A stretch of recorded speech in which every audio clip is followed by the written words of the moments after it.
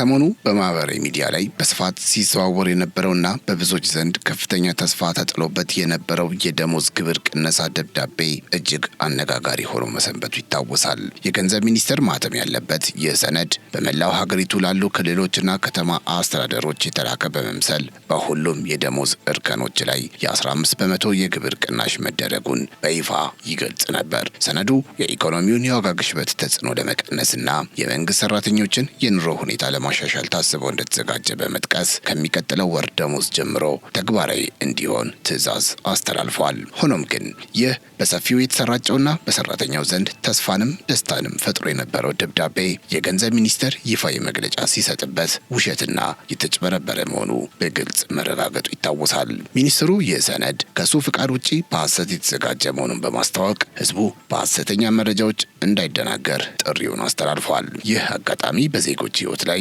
ከፍተኛ ተጽዕኖ የሚፈጥሩ ጉዳዮች በሚያንዣብቡበት ወቅት የመረጃ ምንጮችን ማጣራት ምን ያህል ወሳኝ እንደሆነ አስታውሶ አልፏል። ብዙዎች በደብዳቤው ላይ በነበረው ዝርዝር መረጃና አቀራረብ ተታለው የነበረ ቢሆንም የገንዘብ ሚኒስቴር ፈጣን ምላሽ የሁኔታውን ውዥንብር ባንዴ ሊያበርደው ችሏል። በመሆኑም ሰራተኛው በከፍተኛ ተስፋ ሲጠባበቅ የነበረው የደሞዝ ግብር ቅናሽ በሐሰተኛ ደብዳቤ የተፈጠረ ድራማ ሆኖ ቀርቷል። የዚህ ድርጊት አድራሾች ዓላማ የህዝቡን ስሜት መጉዳት ይሆን ወይስ ሌላ የፖለቲካ አጀንዳ አለው የሚለውን ጉዳይ ለእናንተ እንተወው። ነገር ግን የደብዳቤ ውሸት ነው ተብሎ ወደ ፋይል ቤት ተመልሶ ቢዘጋም የሰራተኛው የገንዘብ ጥያቄ ግን አሁንም ጠረጴዛው ላይ አለ። ይባስ ብሎ የግብር ቅናሽ የሚባል ነገር እንደሌለ እየተነገረ ሰራተኛው በኑሮ ውድነት መዶሻ እየተቀጠቀጠ ባለበት በዚህ ወቅት ከሩቅ የሚሰማው የአይኤምኤፍ የአምስተኛው ዙር ግምገማ ደግሞ ሁኔታውን ይበልጥ አሳሳቢ አድርጎታል። የባሰ አታምጣ እንዲሉ አበው አሁን እየተሰማ ያለው መረጃ የግብር ጭማሪም ሊኖር እንደሚችል ነው። ምናልባት ከምርጫው በኋላ አሊያም በ2019 ዓ.ም የግብር መጠያ ጣራው ይበልጥ ሊያሻቅብ እንደሚችል የሚሰሙት ጭምጭምታዎች የብዙዎችን እንቅልፍ እየነሱ ይገኛሉ። ለሰራተኛው ይህ ጉዳይ ከአንድ የፖሊሲ ማሻሻያ በላይ የህልውና ጥያቄ ሆኗል። የግብር ቅናሽ ሳይሆን የግብር ጭማሪ በሩ ላይ እንደተደቀነ መስማት በኢኮኖሚ ፈተና ውስጥ ላለ ሰራተኛ ድርብ ጫና ነው። የመንግስትን የገቢ ምንጭ ለማጠናከር በሚደረገው ጥረት ውስጥ የዜጎች የዕለት ተዕለት ኑሮ እንዴት ሊያድግ እንደሚችል የሚጠየቀው ጥያቄ አሁንም ምላሽ የታጣለት ሆኗል። ይህ የግብር ጭማሪ ስጋት በሰራተኛው ዘንድ የፈጠረው የስነ ልቦና ጫና ከወሬው በላይ እውነታው አስፈሪ ሊሆን እንደሚችል እየጠቆመ ነው። ታዲያ በዛሬው ዝግጅታችን የሰራተኛውን እያደገ የመጣውን የደሞዝ ግብር ቅናሽ ጥያቄ ከዓለም አቀፍ የገንዘብ ተቋም አይኤምኤፍ የኢኮኖሚ ግፊትና ከወቅታዊው የኑሮ ውድነት ጋር አያይዘን በጥልቀት እንቀኛለን። በማህበራዊ ሚዲያ ላይ የደሞዝ ግብር ይቀንሳል በሚል በሰፊው ሲናፈስ የነበረው ወሬ የገንዘብ ሚኒስቴርን ይፋዊ ማስተባበያ ተከትሎ ውሸት ነው ተብሎ ቢዘጋም ጉዳዩ ግን እውን ውሸት ነው ተብሎ ብቻ የሚታለፍ ነው ወይ የሚለውን ጥያቄ ያስከትላል። የግብር ቅነሳው ተስፋ በውሸት ወሬ ሲመክን፣ በምትኩ በአይኤምኤፍ ግፊት ወደፊት ይመጣል ተብሎ የሚጠበቀው የግብር ጭማሪ መረጃ ደግሞ አዲስ የሰቀቀን ማዕበል እያገላበጠ እያመጣ ይገኛል። ታዲያ የደሞዝ ግብር ጉዳይ በእርግጥ ውሸት ነው ተብሎ የሚታለፍ ብቻ ነው ወይስ ከጀርባው አዲስ የፖሊሲ ማሻሻያ እየተሰራበት ነው የሚለው ጥያቄ በሰራተኛው ዘንድ ይነሳል። በየቀኑ በኑሮ ውድነት መዶሻ እየተቀጠቀጠ በተስፋና በስጋት መካከል እየተወዛገበ ላለው ሰራተኛ የዚህ የግብር አዙሪት መፍትሄው ምንድን ነው የሚለውን ጉዳይ እናነሳለን። ከዚህ ባሻገር ከአይኤምኤፍ የተሰማው መረጃ ምንድን ነው? ሰራተኛውስ በመጪዎቹ ጊዜያት ምን ሊያጋጥሙት ይችላሉ የሚለውን ጉዳይ እናስደምጣችኋለን። እናንተ ብቻ ቻናላችንን ሰብስክራይብ፣ ይህን ቪዲዮ ላይክ እያደረጋችሁ አብራችሁ እንድትቆዩ በአክብሮት እንጋብዛችኋለን። ከአፍታ ቆይታ በኋላ ተመልሰን እንገናኝ።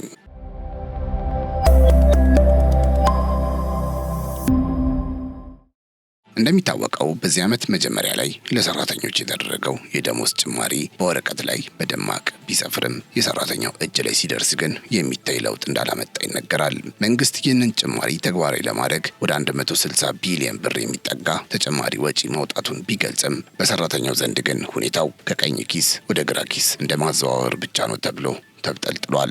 የዚህ ሁሉ ምሬትና ጦስ ደግሞ የደሞዝ ጭማሪውን ገና ሳይቀምሱት በግብር መልክ የሚቀማው ያ የተለመደው የደሞዝ ግብር የተሰኘው መንታፊ ነው። ኢትዮጵያ በግብር አወቃቀሯ የደሞዝ ግብራቸው ከፍ ካሉ የአፍሪካ ሀገራት ተርታ መሰለፏ ይነገራል። ይህም ሰራተኛው ኑሮን ከመግፋት ይልቅ ለግብር ብቻ የሚሰራ እንዲመስል አድርጎታል።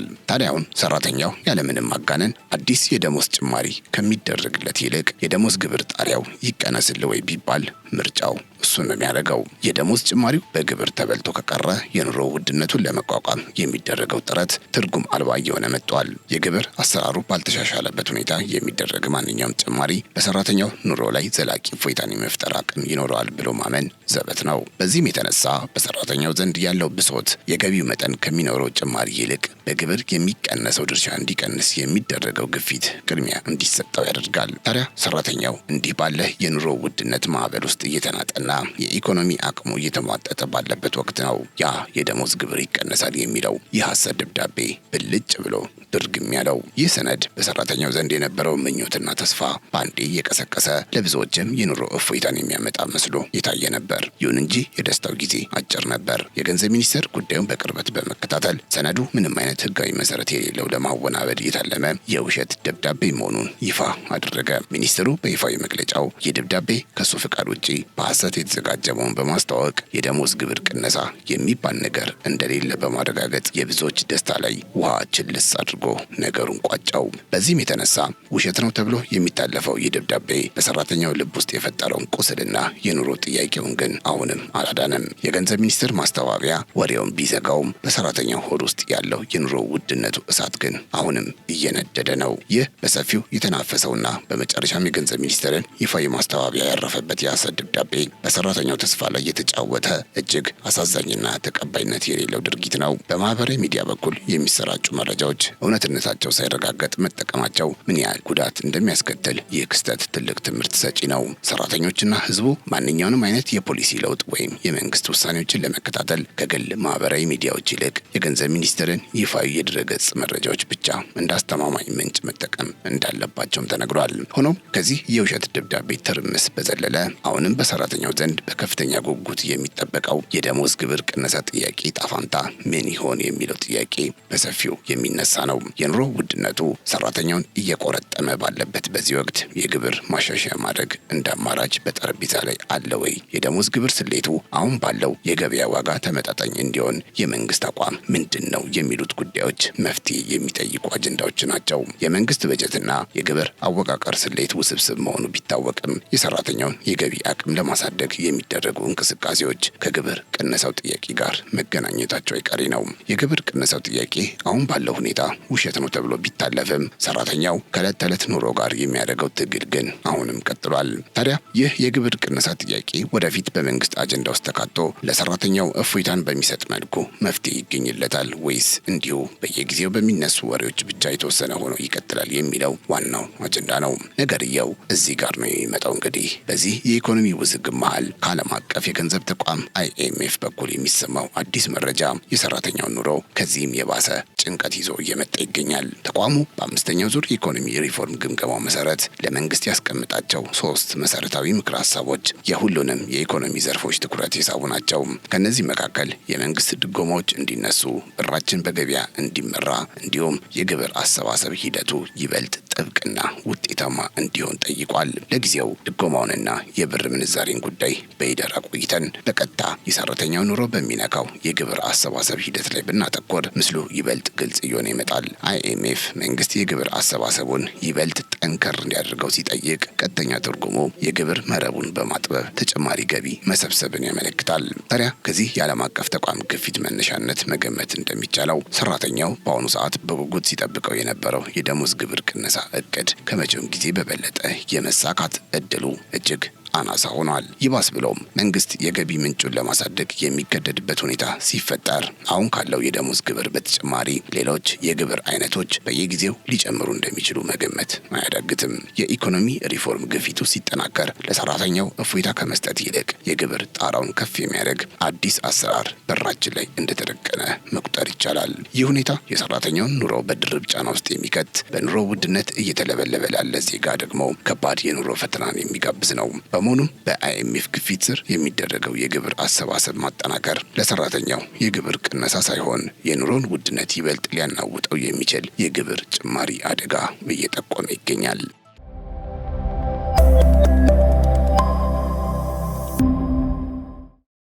በዓለም አቀፍ የገንዘብ ተቋም IMF እና በመንግስት መካከል ያለው ይህ የኢኮኖሚ ግብግብ በተለይ የግብር አሰባሰብን አስመልክቶ የሚወጣው የመጨረሻ ውጤት ለሰራተኛው እጅግ አሳሳቢ ነው። ተቋሙ በግልጽ እንደሚያስቀምጠው መንግስት የውጭ ምንዛሬ ክምችቱን ለመቀጠልና የኢኮኖሚ መረጋጋትን ለማምጣት የግብር ገቢውን ማሳደግ ግዴታው ነው። ይህ በIMF በኩል የሚመጣው የፖሊሲ ግፊት መንግስትን አሁን ካለበት የግብር አሰራር ይልቅ መረቡን አጥብበ ካለፉት ግብሮች ሁሉ በበለጠ ውጤታማ ሁን የሚል ቀጥተኛ ትዕዛዝ ነው። ታዲያ ይህ የሪፎርም ማዕቀፍ ተግባራዊ ሲሆን የባሰው እንደመጣ የሚያመለክተው ትልቁ ምልክት ሰራተኛው እንደ ትልቅ ተስፋ ይዞት የነበረው የደሞዝ ግብር ቅነሳ ጉዳይ ከእንግዲህ የመንግስት አጀንዳ ውስጥ የመካተት እድሉ እየጠበበ መሄዱ ነው። IMF የግብር አሰባሰቡ ጠንከር እንዲል ሲገፋፋ መንግስት ለሰራተኛው እፎይታን የሚሰጥ የግብር ቅነሳን ተግባራዊ ማድረግ ቀርቶ ያለውን የግብር ስሌት እንኳ ማሻሻል የሚያስችል አቅም አይኖረውም። እንዲያውም በተቃራኒው የሪፎርሙ አካል የሆነው የገቢ ማሳደግ ግዴታ በነባሩ የደሞዝ ግብር ላይ ሌሎች ተጨማሪ የግብር አይነቶችን የመጫን ወይም የነበረውን የግብር ጣራ የማጥበብ ዝንባሌ እንዲፈጠር ያደርጋል። ስለዚህ ሰራተኛው እየጠበቀው ያለው የግብር ቅነሳ ከIMF የሪፎርም ምክረ ሀሳብ ጋር ሙሉ በሙሉ የሚጋጭ በመሆኑ ይህ የኢኮኖሚ አቅጣጫ ተግባራዊ መሆኑ የባሰ አታምጣ የሚለውን አባባል ወደ እውነታ የሚቀይረውና የግብር ቅነሳው ህልም መክኖ የሚቀርበት ዋናው ምዕራፍ ይሆናል ማለት ነው። የግብር አሰባሰብ ሂደቱን ማጠናከር የኢኮኖሚውን ገቢ ለማሳደግ እንደ አንድ መፍትሄ ቢታየም በተግባር ሲፈተን ግን የኑሮ ውድነት እየገረፈው ባለው የሰራተኛው ኪስ ላይ ጫና ይፈጥራል። ገበያ ላይ ያለው የሸቀጥ ዋጋ በአስደንጋጭ ፍጥነት እየናረ ባለበት በዚህ ወቅት ከደሞዝ ላይ የሚቆረጠው የግብር ድርሻ መጨመር የዜጎችን የመግዛት አቅም በእጅጉ የሚያሳጣ ነው። ሰራተኛው መሰረታዊ ፍላጎቶቹን ለማሟላት እንኳ እየተቸገረ ባለበት ሁኔታ የግብር መረቡ መጥበብ በቀጥታ ወደ ኑሮ ቀውስ ይከታል። ይህም ሰራተኛው ለግብር ሲል ከሚያስፈልገው የዕለት ጉርስ እየቆረጠ እንዲኖር ይገድዳል። የገቢው መጠን ሳይጨምር የግብር ጫናው ሲጠብቅ በሰራተኛውና በኑሮ መካከል ያለው ትስስር ይላላል።